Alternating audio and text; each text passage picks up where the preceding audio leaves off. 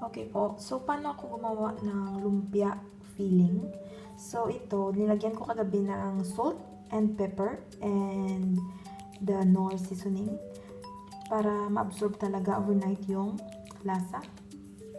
At ngayon, mag-add tayo ng carrots, 1 medium size, at garlic, minced garlic, tsaka paprika. Tansyahin nyo lang ayun sa inyong panlasa. At mag-add lang ako ng konting pepper kasi mukhang kagabi hindi sapat. Okay. Yan. Tapos haluin lang natin ng mabuti.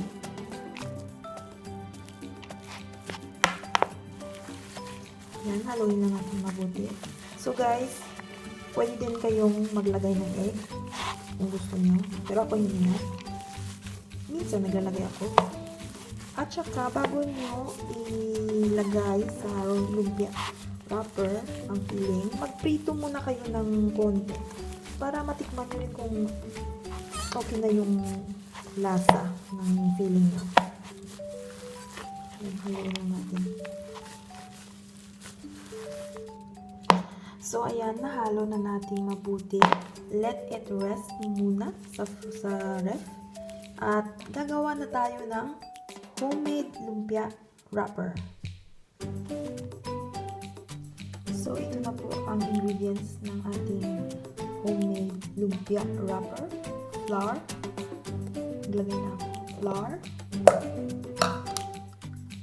Cornstarch. Salt. At water. Haluin lang natin ito first. I will write the exact measurements on the description box. So, yun na naman po. Mix. Okay po, tapos natin haluin mabuti. So, dapat ito po ang tamang consistency ng ating flour and water mixture.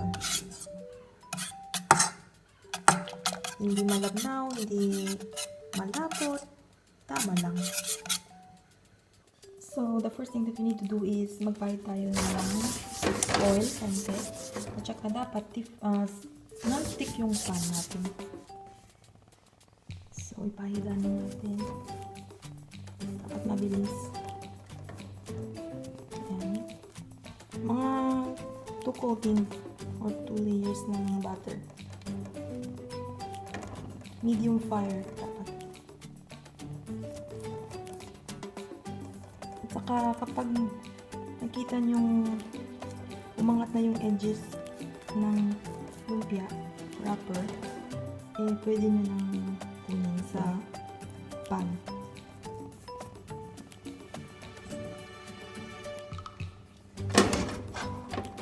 Hintay lang natin.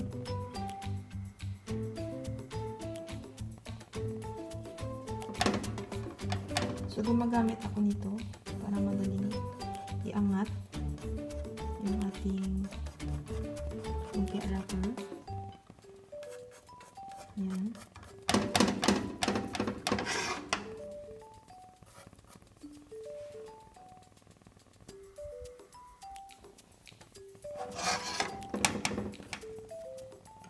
So, slowly lang po.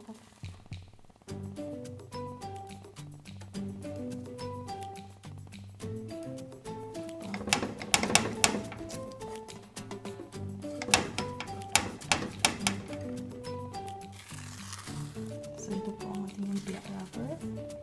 Hindi masyadong makapal, hindi masyadong malipis. Lagay dito. At takpan ng clean kitchen towel.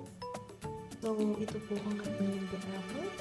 Kapag medyo lumamig na siya, malambot at madali na siyang i-roll.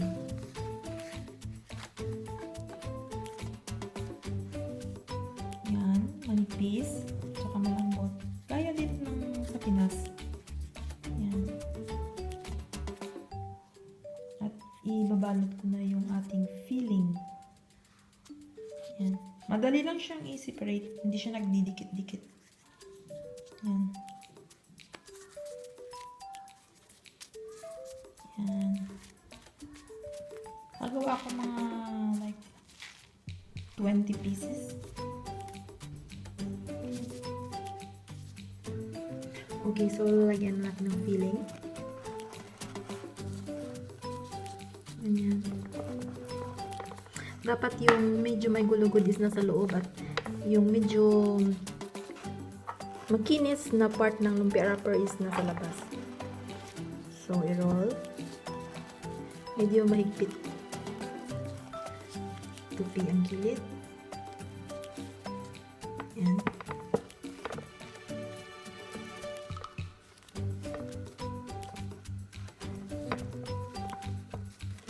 Tapos, i-seal nyo lang siya ng slurry or water and cornstarch mixture.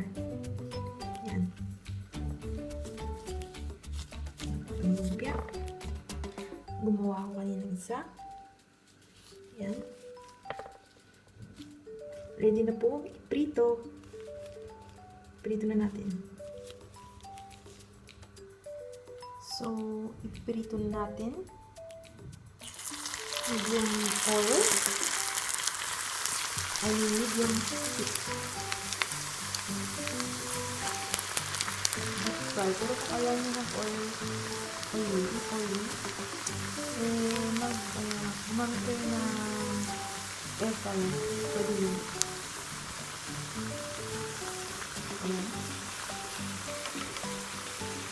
Ang lang natin yung golden brown.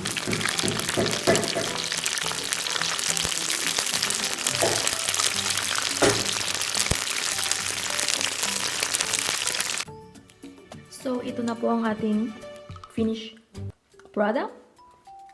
Homemade lumpia. So, gaano ba ka-crispy? Kumain na ako.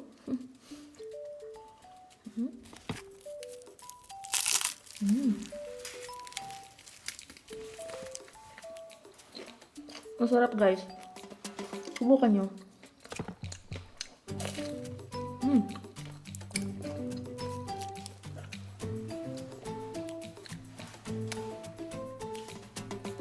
So guys, kung nagustuhan nyo itong video, don't forget to like and subscribe to my channel.